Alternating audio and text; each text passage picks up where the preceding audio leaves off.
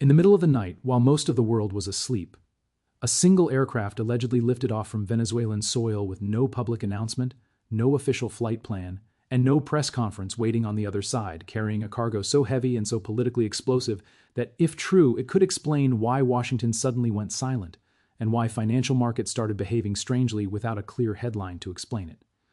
Imagine this for a moment: 200 tons quietly leaving a sanctioned country, crossing oceans, and landing under the protection of the world's second-largest economy, all while the global financial system is already stretched thin and trust between superpowers is hanging by a thread. If this story is even partially accurate, it raises a chilling question that investors, governments, and ordinary people should all be asking right now: what happens when a nation under pressure decides to move its most strategic assets out of reach, and who panics first when they realize it's already too late? To understand why this alleged secret flight matters, we have to step back and look at Venezuela's position in the global system today. For years, Venezuela has been under intense economic sanctions, primarily from the United States and its allies, targeting oil exports, financial transactions, and access to international markets. These sanctions were designed to choke off revenue and force political change, but in practice, they also pushed Caracas to look east instead of west. China, already deeply invested in Venezuela through oil-backed loans and infrastructure projects, became not just a trading partner, but a financial lifeline. When traditional banking channels close, physical assets suddenly become much more important. And among physical assets, few are as universally accepted as gold, strategic metals, or even refined commodities that can be stored, moved, and traded outside the dollar system. Now consider the number being whispered: 200 tons. In precious metals terms, that is not a small shipment, and it is certainly not symbolic. 200 metric tons of gold, for example, would be worth roughly $13 to $14 billion at current prices, depending on purity and market conditions. That amount is larger than the total gold reserves of many smaller countries and represents a meaningful percentage of Venezuela's reported holdings. Even if the cargo was not gold, but another strategic material or refined product, the sheer weight implies something of enormous value and importance. This is not the kind of shipment you move unless you believe keeping it where it is has become more dangerous than the risks of moving it. Historically, governments move gold or strategic reserves for three main reasons. The first is fear of seizure, when leaders believe foreign powers could freeze, confiscate, or otherwise block access to assets held domestically or abroad. The second is liquidity, when a country needs to convert physical assets into usable financing through friendly partners.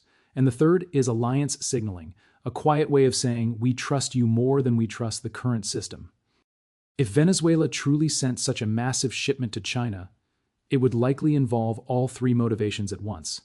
This is where the alleged panic comes in. The United States has long relied on financial dominance rather than direct confrontation to exert pressure. Sanctions work best when assets stay within a system you can monitor and control.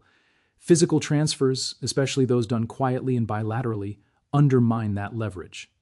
From Washington's perspective, a large off-the-books transfer to China would not just be about Venezuela, it would be about precedent. If one sanctioned country can quietly relocate strategic assets beyond us, reach others may follow. Iran, Russia, and even smaller states watching from the sidelines would take notes. Markets, which are forward-looking by nature, would start pricing in a world where sanctions are less effective and where physical assets matter more than paper promises. We have seen echoes of this before. In the early 2010s, Germany famously repatriated large portions of its gold reserves from the United States, citing storage and transparency concerns. Russia spent years aggressively increasing its gold reserves, while reducing exposure to U.S. treasuries. China itself has been steadily accumulating gold, even as it publicly downplays the scale, while promoting alternative payment systems that bypass the dollar. None of these moves caused immediate collapse, but together they formed a slow, deliberate trend away from total reliance on the existing financial order. Venezuela, under much more pressure than those countries, would have every incentive to accelerate that timeline. For ordinary viewers, it's easy to ask, why should I care about some secret flight and some distant country's reserves? The answer lies in how interconnected modern finance really is. Gold prices, oil prices, currency values, and even interest rates are influenced not just by supply and demand, but by confidence. When confidence in political stability or financial transparency weakens, investors instinctively move toward what they perceive as safe havens. Gold is called a safe haven not because it generates income, but because it has no counterparty risk. It does not depend on a government's promise to pay or a company's future profits.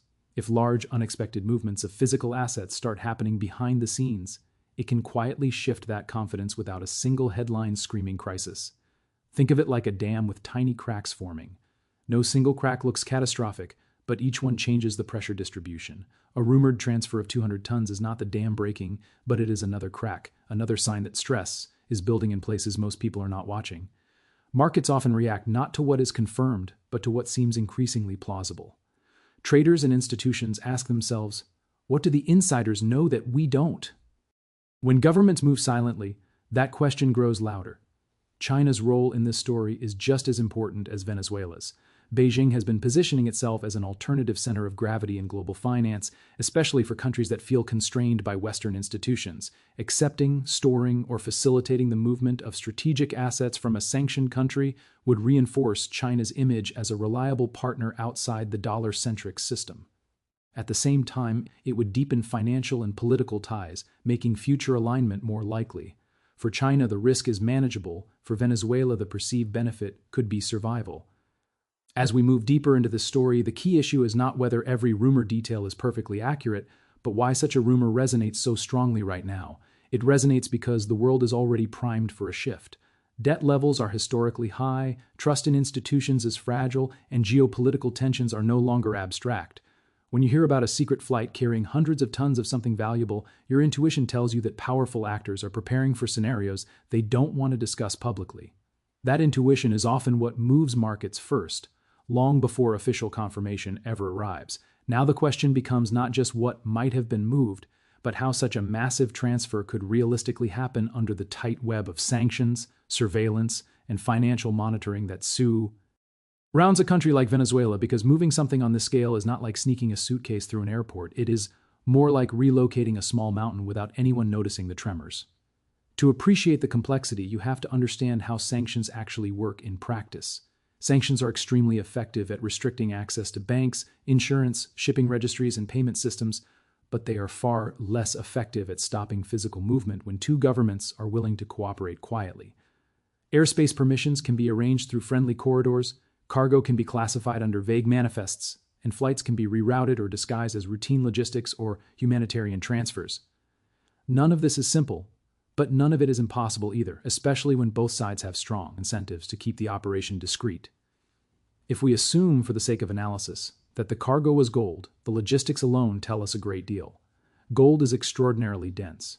200 metric tons would occupy a relatively small physical volume, but the weight would be immense, requiring specialized aircraft capable of handling extreme loads.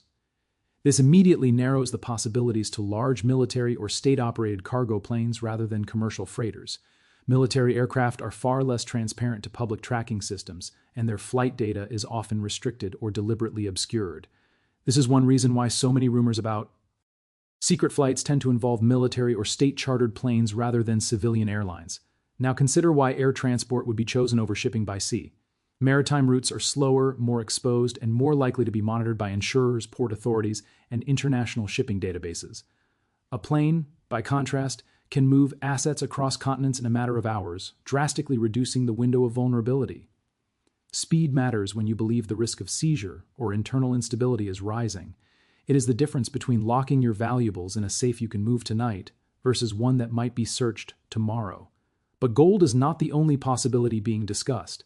Some analysts speculate the cargo could have been refined strategic metals, rare earth concentrates, or even high-grade oil products converted into transportable form. Each of these carries strategic significance. Rare earth elements, for example, are critical for electronics, renewable energy technologies, and military systems. China already dominates much of the global rare earth supply chain, so accepting additional material from Venezuela would further strengthen that position. Even if the cargo was oil-related, moving refined or semi-refined products directly to China could bypass certain bottlenecks imposed by sanctions.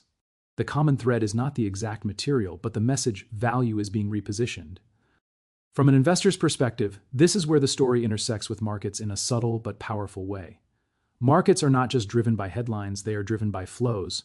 When assets move, especially in large quantities, they change the balance of power over time. Think of it like water in a system of reservoirs. You may not notice the level change in one reservoir immediately, but downstream, the current behaves differently. If Venezuela is reducing its domestic holdings of strategic assets while China is increasing its control over physical resources, that shift has long-term implications for commodity pricing, currency confidence, and geopolitical leverage,